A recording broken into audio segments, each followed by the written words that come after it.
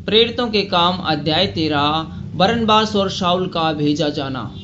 अंतकिया की कलीसिया में कई भविष्यवक्ता और उपदेशक थे, जैसे बरनबास और शमौन जो नीगर कहलाता है, और लुकियुस कुरेनी, और चौथाई देश के राजा हेरोदेस का दूध भाई मनाहेम और शाऊल। जब वे उपवास सहित प्रभु की उपासना कर रहे थे तो पवित्र आत्मा ने कहा, मेरे लिए बरनबास और शाऊल को उस काम के लिए अलग करो जिसके लिए मैंने उन्हें बुलाया है। तब उन्होंने उपवास और प्रार्थना करके और उन पर हाथ रखकर उन्हें विदा किया। पौलुस की प्रथम प्रचार यात्रा। अतः वे पवित्र आत्मा के भेजे हुए सिलूकिया को गए और वहां से जहाज पर चढ़ के साइप्रस को चले और शिलमिस में पहुंचकर परमेश्वर का वचन यहूदिया के आराधनालयों में सुनाया। यूहन्ना उनका सेवक था। वे उस सारे टापू में होते हुए पाफुस तक पहुंचे। वहां उन्हें बार यीशु नामक एक यहूदी टोना और झूठा भविष्यवक्ता मिला। वह हाकिम सिरियुगुस पौलुस के साथ था, जो बुद्धिमान पुरुष था। उसने बरनबास और शाऊल को अपने पास बुलाकर परमेश्वर का वचन सुनाना चाहा, परंतु इलीमास टोने ने, क्योंकि यही उसके नाम का अर्थ है, उसका विरोध करके हाकिम को विश्वास करने से रोकना चाहा। तब शाऊल ने, जिसका नाम पौलुस भी है, पवित्र आत्मा से परिपूर्ण हो, उसकी ओर टकटकी लगाकर देखा और कहा, हे सारे कपट और सब चतुराई से भरे हुए शैतान की संतान, सकल धर्म के बैरी, क्या तू प्रभु के सीधे मार्गों को टेढ़ा करना न छोड़ेगा? अब देख, प्रभु का हाथ तुझ पर लगा है और तू कुछ समय तक अंधा रहेगा और सूर्य को न देखेगा। तब तुरंत धुंधलापन और अंधेरा उस पर छा गया और वह इधर उधर टटोलने लगा ताकि कोई उसका हाथ पकड़ कर ले चले। तब हाकिम ने जो हुआ था उसे देखकर और प्रभु के उपदेश से चकित होकर विश्वास किया। पिसिदिकिया के अंतकिया में पौलुस और उसके साथी पाफुस से जहाज खोलकर पंफुलिया के पिरगा में आए और यूहन्ना उन्हें छोड़कर यरूशलेम को लौट गया। पिरगा से आगे बढ़कर वे पिसिदिया के अंतकिया में पहुंचे और सब्बत के दिन आराधनालय में जाकर बैठ गए। व्यवस्था और भविष्यवक्ताओं की पुस्तक से पढ़ने के बाद आराधनालय के सरदारों ने उनके पास कहला भेजा, हे भाइयों, यदि लोगों के उपदेश के लिए तुम्हारे मन में कोई बात हो तो कहो। तब पौलुस ने खड़े होकर और हाथ से संकेत करके कहा, हे इजराइलियों और परमेश्वर से डरने वालों, सुनो। इन इजरायली लोगों के परमेश्वर ने हमारे बाप दादाओं को चुन लिया, और जब ये लोग मिस्र में परदेशी होकर रहते थे तो इनकी उन्नति की और बलवंत भुजा से निकाल लाया। वह कोई 40 वर्ष तक जंगल में उनकी सहायता रहा और कन्नान देश में 7 जातियों का नाश करके उनका देश कोई 450 वर्ष इनकी मिरास में कर दिया। इसके बाद उसने शमूएल भविष्यवक्ता तक उनमें न्याय ठहराए। उसके बाद उन्होंने एक राजा मांगा, जो परमेश्वर ने 40 वर्ष के लिए बिन्यामीन के गोत्र में से एक मनुष्य अर्थात कीस के पुत्र शाऊल को उन पर राजा ठहराया। फिर उसे अलग करके दाऊद को उसका राजा बनाया, जिसके विषय में उसने गवाही दी, मुझे एक मनुष्य यिशै का पुत्र दाऊद मेरे मन के अनुसार मिल गया है, वही मेरी सारी इच्छा पूरी करेगा। इसी के वंश में से परमेश्वर ने अपनी प्रतिज्ञा के अनुसार इजराइल के पास एक उद्धारकर्ता अर्थात यीशु को भेजा, जिसके आने से पहले यूहन्ना ने सब इजराइलियों के मन में मन फिराव के बपतिस्मा का प्रचार किया।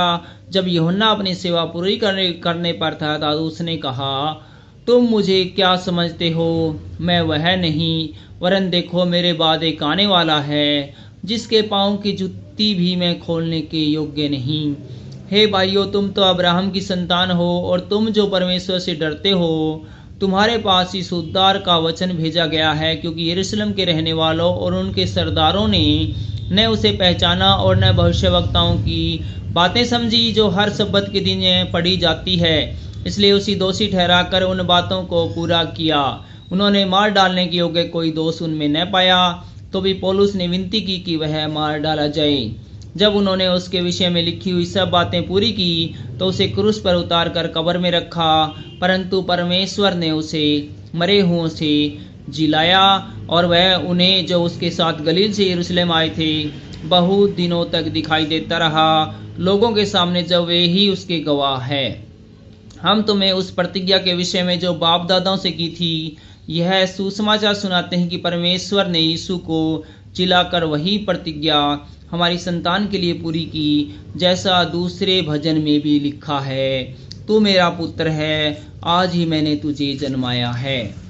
और उसके इस रीति से मरे हुओं में से जिलाने के विषय में भी वह कभी न सड़े। उसने यूं कहा, मैं दाऊद पर की पवित्र और अटल कृपा तुम पर करूंगा। इसलिए उसने एक और भजन में भी कहा है, तू अपने पवित्र जन को सड़ने न देगा, क्योंकि दाऊद तो परमेश्वर की इच्छा के अनुसार अपने समय में सेवा करके सो गया और अपने बाप दादों से जा मिला और सड़ भी गया, परंतु जिसको परमेश्वर ने जिलाया वह सड़ने नहीं पाया। इसलिए हे भाइयों, तुम जान लोगे कि इसी के द्वारा पापों की क्षमा का सुसमाचार तुम्हें सुनाया जाता है।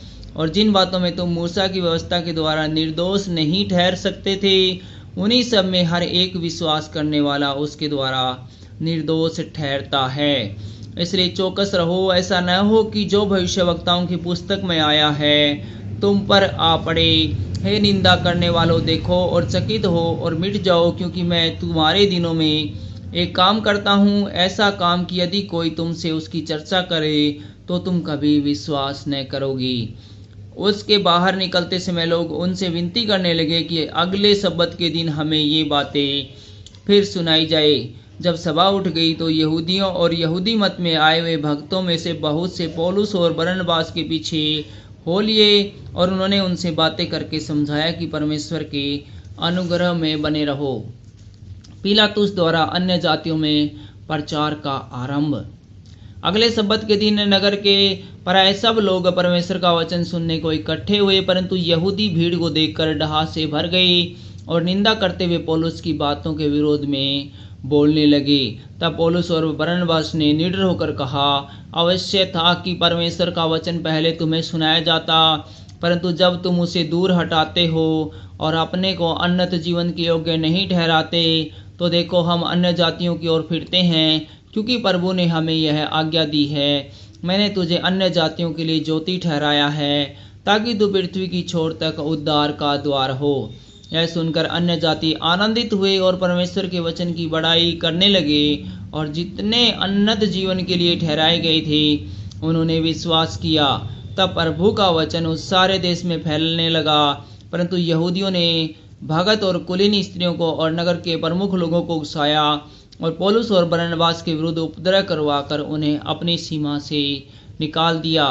तब वे उसके सामने अपने पांव की धूल झाड़कर इकुनियुस को चले गए और चेले आनंद से और पवित्र आत्मा से परिपूर्ण होते गए।